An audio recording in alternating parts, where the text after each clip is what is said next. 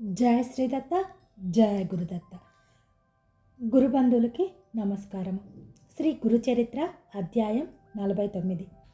శ్రీ గణేశాయ నమః, శ్రీ సరస్వతీయ నమః, శ్రీ గురుభ్యో నమః.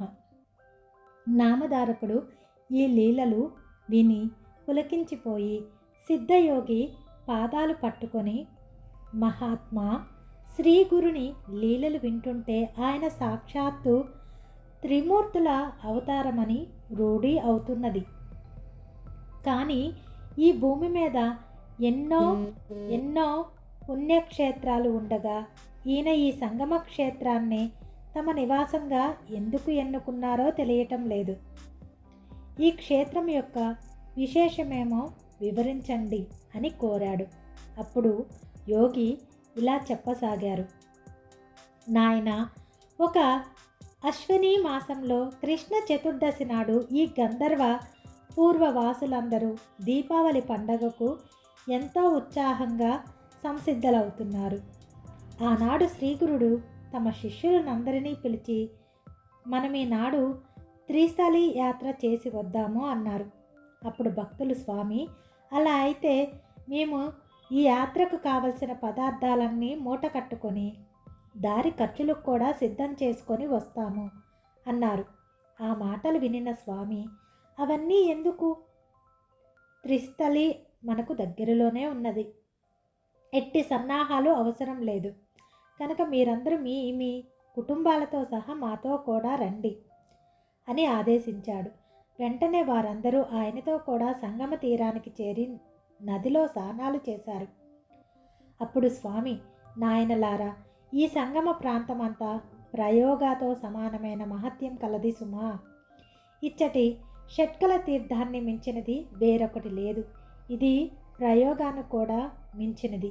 ఈ భీమా అమరజా సంగమం గంగా యమున సంగమం కంటే కూడా ఎక్కువ పవిత్రమైనది. ఇక్కడ స్నానం చేయటం వలన కలిగే పుణ్యం ఇంత రెట్లు అని చెప్పటానికి వీలు లేనంత పవిత్రమైన స్థానం. ఇచ్చటి ఉత్తర వాహినిలో చేసిన స్నానం ఇంకా పుణ్యపదం. ఇక్కడ పవిత్రమైన తీర్థాలు 8 ఉన్నాయి. వీటిలో ఒక్కొక్క దానిని గూర్చి ఎంతని చెప్పగలను అన్నారు. అప్పుడు ఒక భక్తుడు, స్వామి, ఇచ్చట నదికి అమరజ అనే పేరు ఎలా వచ్చింది? అది ఎలా ఏర్పడిందో సెలవివ్వండి అన్నాడు. అప్పుడు శ్రీగురుడు ఇలా చెప్పసాగారు. పూర్వము ఒకప్పుడు దేవతలకు రాక్షసులకు భయంకరమైన యుద్ధం జరిగింది. అందులో జలంధరుడనే రాక్షసుడు ఎందరో దేవతలను చంపేస్తున్నాడు. అప్పుడు దేవతలకు రాజైన ఇంద్రుడు మృత్యుంజయుడైన శంకరుని దర్శించి, మహాదేవ, ఈ యుద్ధంలో దేవతలకి ఓటమి తప్పనట్లున్నది. అదేమి చిత్రమో గాని రాక్షసుల దేహాల నుండి కారిన రక్తపు చుక్కల నుండి వేలాదిగా రాక్షసులు పుట్టి ముల్లోకాలలోని దేవతలను సంహరిస్తున్నారు అని మొరపెట్టుకున్నారు. వెంటనే రుద్రుడు పట్టరాని కోపంతో రాక్షసులతో యుద్ధానికి సంసిద్ధుడయ్యాడు. కానీ ఇంద్రుడు ప్రార్థించిన మీదట ఆ యుద్ధంలో చనిపోయిన దేవతలను బతికించటానికి అమృత భాండం ప్రసాదించాడు. వెంటనే ఇంద్రుడు అది తీసుకొని వెళ్ళి చనిపోయిన దేవతల మీద చల్లగానే వారందరూ మరలా పునర్జన్మను పొందారు, అలా జీవించారు. చివరికి ఆ పాత్రలో మిగిలిన అమృతం కొద్దిగా భూమి మీద పడింది. అదే ఈ నదీ రూపంలో ప్రవహిస్తున్నది. అందుకే దీనికి అమరజ అనే పేరు వచ్చింది.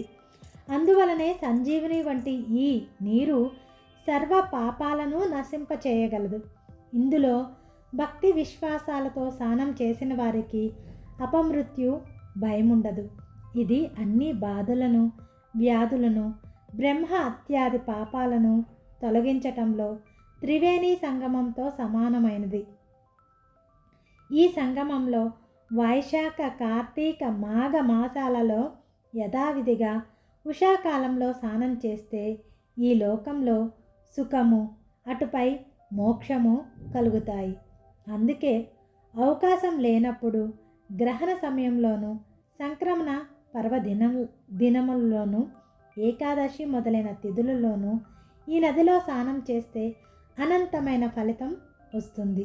నిత్యము ఇందులో స్నానం చేసిన పూర్ణ ఆయుష్మంతులు అవుతారు. ఈ అశ్వత్థ వృక్షం దగ్గరున్న మనోరథ తీర్థంలో స్నానం చేస్తే నిశ్చయంగా మనోరథాలన్నీ నెరవేరుతాయి. భక్తితో అశ్వత్థాన్ని సేవించిన వారికి కలి ప్రభావం అంటక మా దర్శనం లభిస్తుంది. కారణం మేమిందులో ఎల్లప్పుడూ ఉంటాము. అట్టి ఈ కల్పవృక్షాన్ని సంగమేశ్వరుడైన సదాశివుణ్ణి పూజించి త్రయంబక మంత్రం పఠించాలి. శ్రీశైలంలో మల్లికార్జున వలె ఇక్కడ సంగమేశ్వరుడు సుస్థిరంగా ఉన్నాడు. ముందు నందీశ్వరునికి నమస్కరించి తర్వాత శివునికి ప్రదక్షిణ చేసి సాష్టాంగ నమస్కారం చెయ్యాలి. ఇలా 3 ప్రదక్షిణలు అయ్యాక ఎడమ చేత్తో నందీశ్వరునికి వృషణాలు స్పృశించి కొమ్మలపై బొటన చూపుడు వేలు ఆనించి వాటి మధ్య నుండి శివలింగాన్ని దర్శించాలి. భక్తితో ఇలా చేస్తే అభిష్టాలన్నీ నెరవేరుతాయి. ఇక ఈ ఎదుటనే ఉన్న మహాతీర్థం సాక్షాత్తు వారణాసియే. అది నాగేశ్వరం అనే గ్రామం నుండి ఇటుగా ప్రవహించినది. దీనిని గురించి ఒక పురాణ ఉపాఖ్యానం ఉన్నది. పూర్వం భరద్వాజ గోత్రుడైన బ్రాహ్మణోత్తముడు నిరంతరం భక్తితో ఈశ్వరాధన చేసి పూర్ణ విరాగి అయ్యాడు. అతనికి ఈశ్వర సాక్షాత్కారం కలుగుతుండేది. ఆనంద పరవశ్యంతో అతడు ఒళ్ళు మరిచి తిరుగుతుండేవాడు. లోకులు అతనికి దెయ్యం పట్టింది కాబోలు అనుకునేవారు. ఒకప్పుడు అతని సోదరులైన ఈశ్వరుడు, పాండురంగుడు కాశీకి బయలుదేరుతూ తమ అన్న అయిన అతనిని కూడా రమ్మన్నారు. అతడు నవ్వి, కాశీ విశ్వేశ్వరుడు నాకు దగ్గరలోనే ఉండగా కాళ్ళు ఈడ్చుకుంటూ ఎక్కడికో వెళ్ళటం ఎందుకు అన్నాడు. అలా అయితే మాకు చూపించగలవా అని వారు అన్నారు.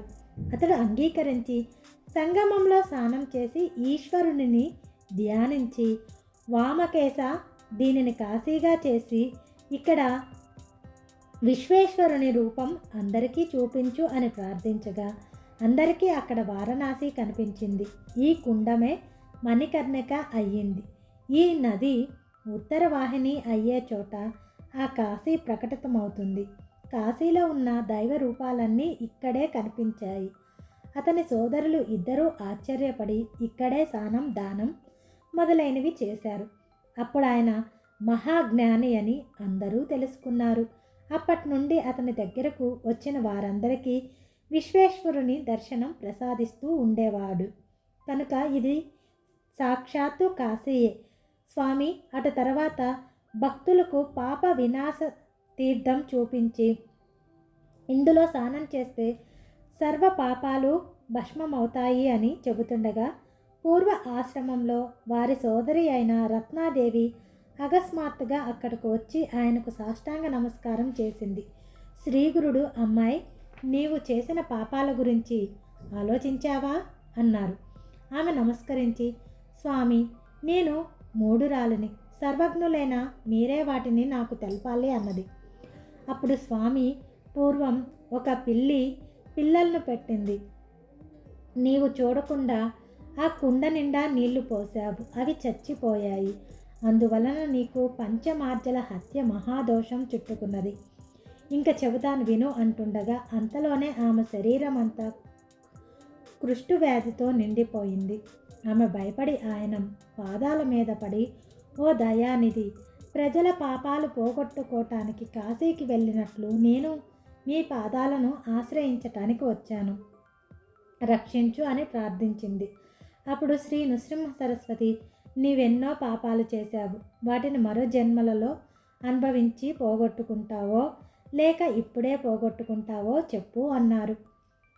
ఆమె ఇంకా మరొక జన్మ ఎందుకు, నా పాపాలు ఇప్పుడే తొలగించు, మరలా జన్మ లేకుండా చెయ్యండి అని ప్రార్థించింది. స్వామి, అలా అయితే నీవు నిత్యము ఈ పాపనాశ తీర్థంలో స్నానం చేస్తుండు. ఒక్కొక్క స్నానానికి 7 జన్మల పాపం నశించి పోతుంది. ఈ కుష్ఠరోగము ఒక లెక్క అని చెప్పారు. అలా చేయగానే ఆమె వ్యాధి మాయమయ్యింది. అది నేను స్వయంగా చూచాను. ఆ క్షేత్ర మహత్యం చూచి ఆమె అక్కడే ఉండిపోయింది.